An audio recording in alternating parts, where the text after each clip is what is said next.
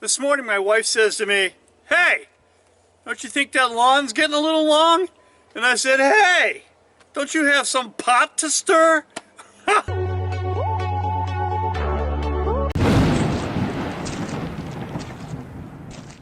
As promised, a discussion about the Becker BK2.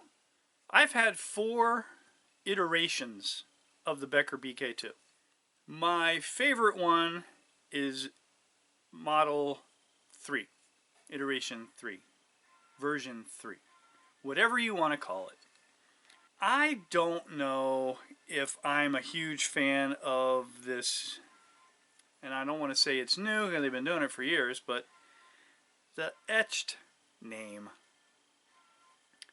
I liked it stamped in.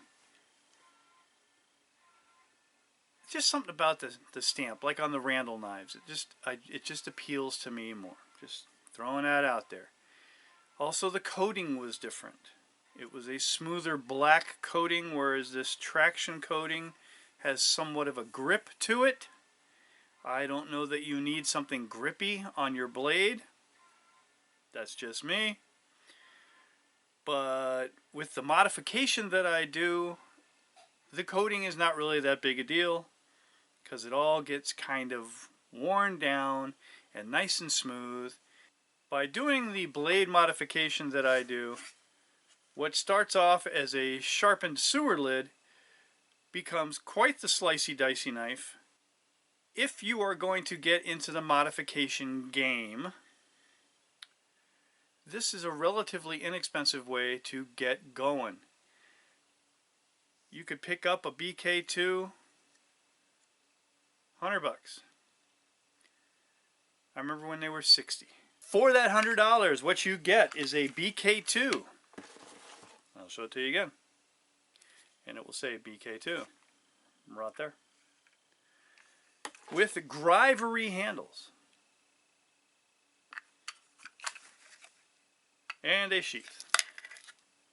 So the sheath, quite a tight fit. Now I know these are aftermarket, but these aftermarket handles are pretty darn close in thickness, almost identical to the grivery.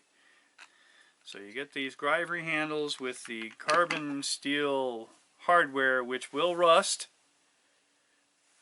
but it's coated and they will still last a long time. So you will get this sheath. The retention on this sheath is insane until you do my quick little handy dandy whiz bang right out of the gate modification. Now what I did is I took that rivet out. That allows that to open up that much easier. You still have a ridiculous amount of retention, but you're not hiking your pants up to your armpit when it's time to take the knife out. The next modification that I will be doing to this, but I didn't because I wanted to show you the stock sheath, is taking this off and putting a Bob Terzuola Civivi Tech Lock on the back. Much nicer. Now to the knife itself. And what I have done to make this just such a grand knife, and one that I really thoroughly enjoy carrying and do use a lot. And I'm going to point out a few things that are different about this knife than the version prior to this. I've written about it on my blog, which really doesn't seem to get a whole lot of activity. Either you guys don't like to read, or my blog sucks. When you first get your Becker BK2, you will take it out of the sheath and you will look at it and you will say, how is this going to cut anything? That is one hell of a thick edge. Well, it's got to be a thick edge because this is a 1/4 inch thick. And the grind, the saber grind, doesn't start until about there. So, I mean, that's a lot of steel to remove, which leaves a lot of thickness behind the edge. If you're cool with that, great. But trust me, you're going to have a hard time making feather sticks and doing all kinds of cutting. And if you're going to use it a lot and you'd like to use it in the kitchen, you can forget about slicing and dicing up some carrots. A lot of guys just thin the edge. Now, my very first one, that's all I did. I thinned the edge and I kept everything else the same. And I liked it. It did a great job. On that particular knife, I also removed all the coating, and what was found underneath was actually a very cool finish from the old version. What's underneath this traction coating is not so glitzy, and you see a lot of grind lines. Not a big fan of that, but it is what it is. That's what they're doing these days. Ask Ethan. The first thing that I do is I take those grivery handles off and I grind this butt. I round that off. You really don't need a squared off protrusion of metal back here. Now that serves two purposes by doing the rounding. The first one is when you do the 3-finger grab and you're going to chop, you don't have the top of that pointy thing stabbing you in the palm of the hand. Kind of like the issue I had with the Tops Brothers of Bushcraft. I had to actually completely remove that protrusion. But I don't want to completely remove this one, because by having it rounded, you still can baton here and stab this into a tree, or if you're batoning a hard piece of wood and you goof, or it's starting to slide itself out and you need to shove it back in, you can baton. It's nice to have that there. By removing some metal, you already automatically start to change the weight of this knife to a little bit more blade heavy, which is a good thing. Because when you really look at this knife, it's half blade and half handle. And if you want to be able to chop with this, you want to throw some more weight towards the handle. Now what I did with my very first modification 15, almost 20 years ago, I'm guessing, I don't know, is I cut out the center support inside this handle. Now some of you might think, wow, that was stupid. You just weakened that knife by who knows what percent. Actually, with as beefy as this knife is, as thick as that is, it's still stronger than anything else out there. By taking that out, I also threw the weight more blade centric. And I don't just stop there. I don't go crazy, but I use a bastard file. There's that word. And kind of make that opening a little larger. The problem that I ran into by doing that was, now when you go to bolt the center of these micarta scales, or even with the, and he's lost them,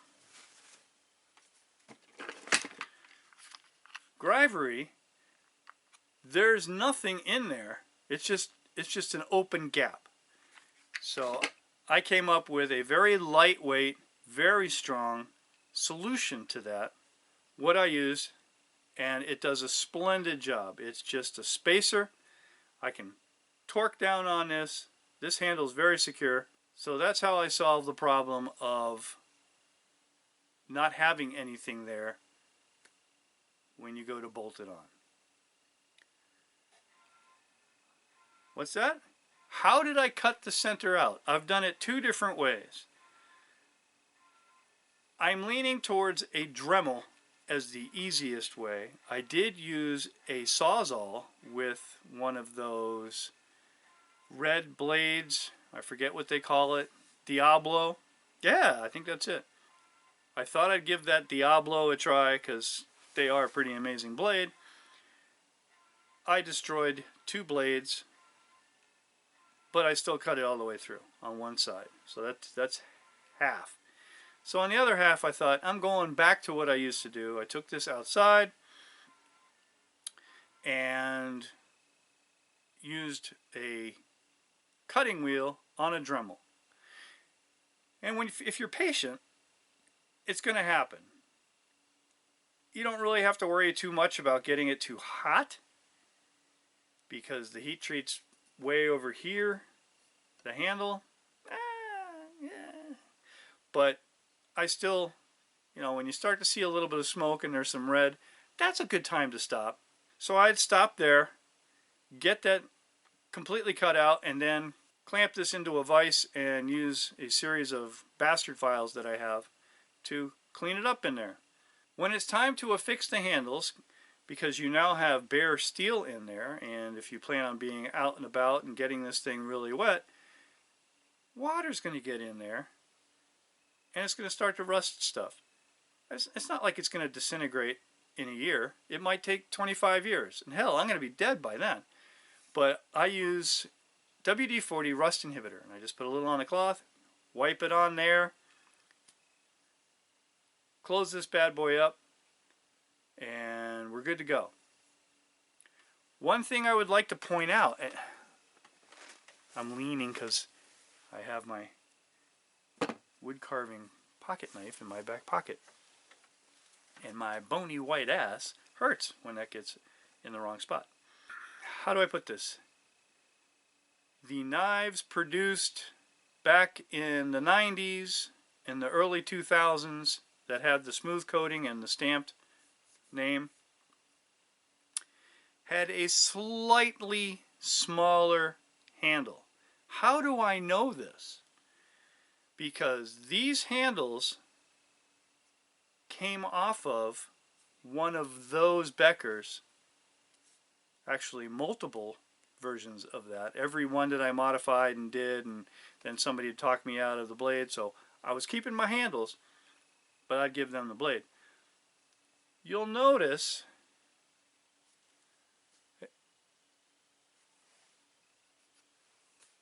that sticks up. So when I put these handles on, I had to decide, where do I want to have the metal exposed? On the bottom or on the top? And I decided bottom, so the top is flush. The bottom is not flush. On all those older Beckers, top and bottom were flush. So something has changed. I don't know. I don't ask those questions. A little bit more about the handle. This is really, really old. This has got to be 20 years old. I haven't applied any oil or anything to it. It used to be a light colored micarta, and now it has gotten to be this lovely brown. It almost looks like something you'd want to sit down and eat. It's so nice. It's smooth. I used a rat tail file. I will show you a quick hobo video of that, and just with it on the knife slowly carve these grooves into it. And I'll show you how far I go.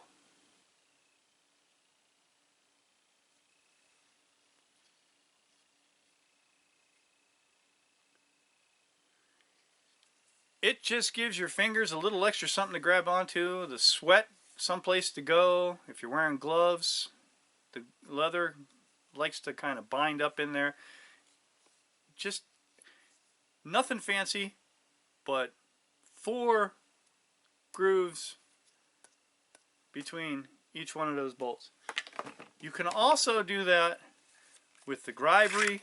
If you're careful, you don't go down too far because these are hollow.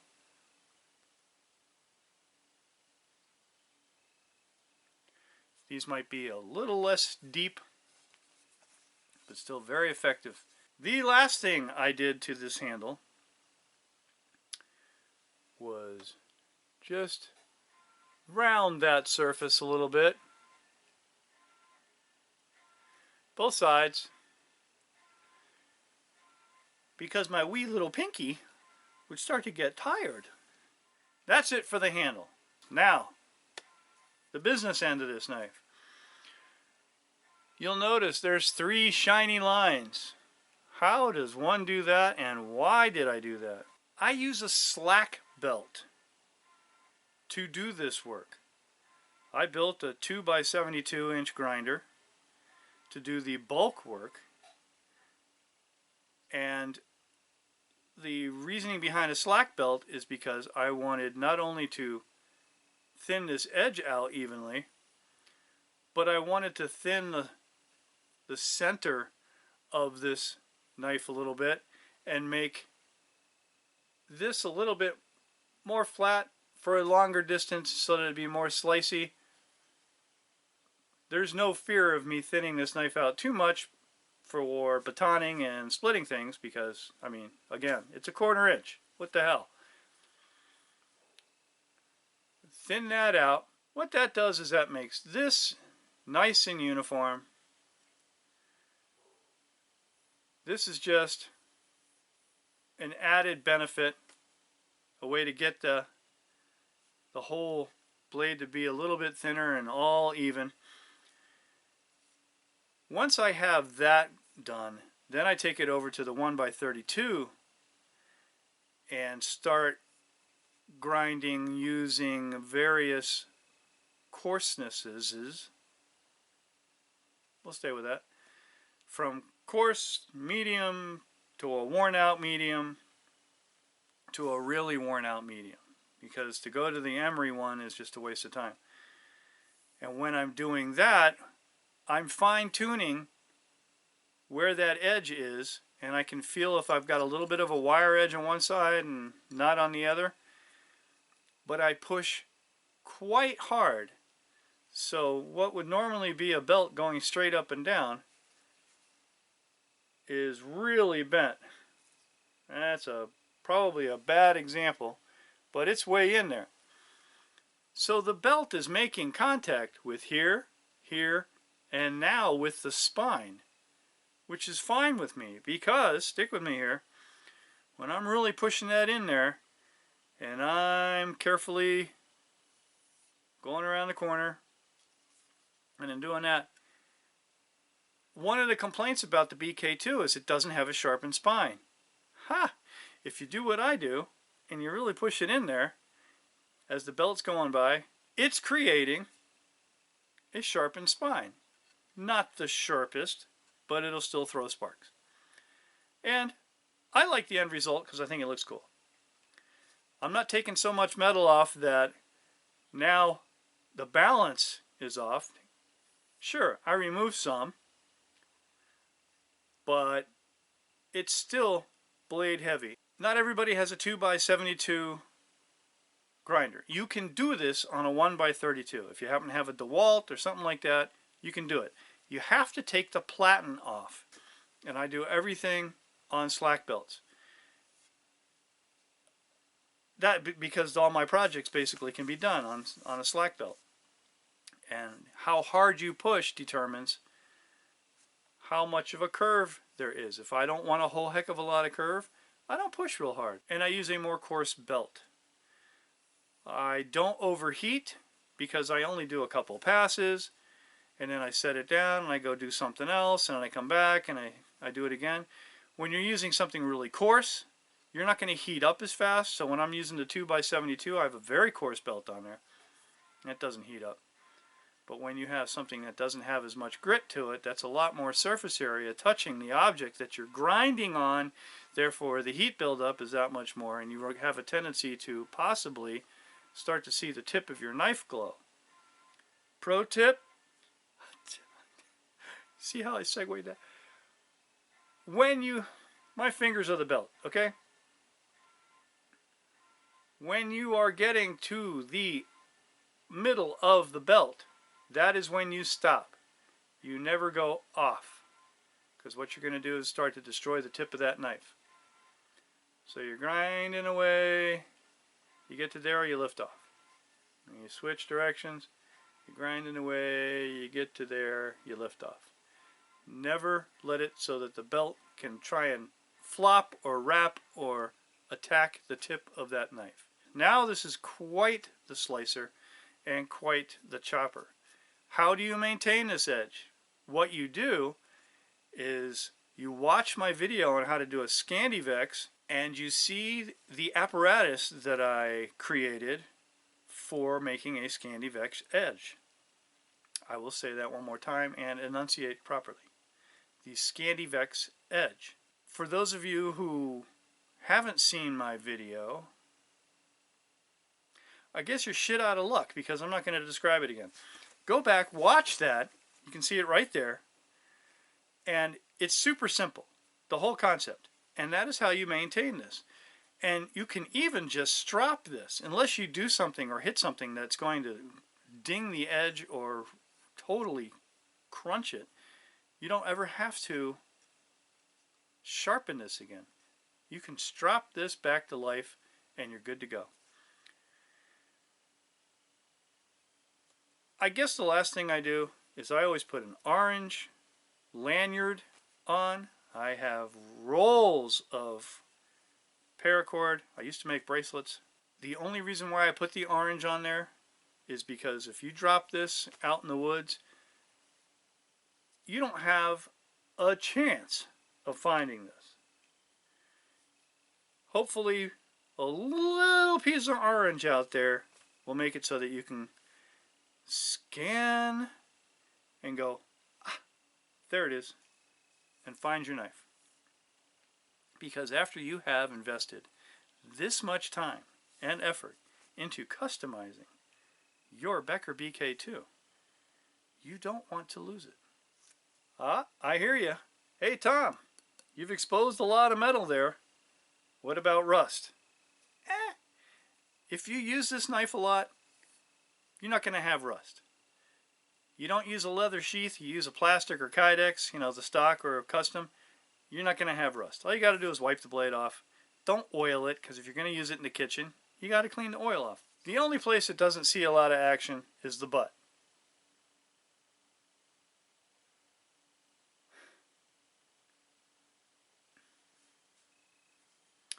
So I put cold bluing on it, and that protects it. I don't get any rust, and it blends in, looks kind of cool. That's it. Cold bluing. You get a bluing pen at Walmart, wherever. And I'm not sponsored by Walmart. As always, thank you so much for watching. I appreciate it. I enjoy spending time with you guys. I enjoy doing this. If you enjoy it, I'm glad. If you don't, what the hell have you been doing sitting there watching all this?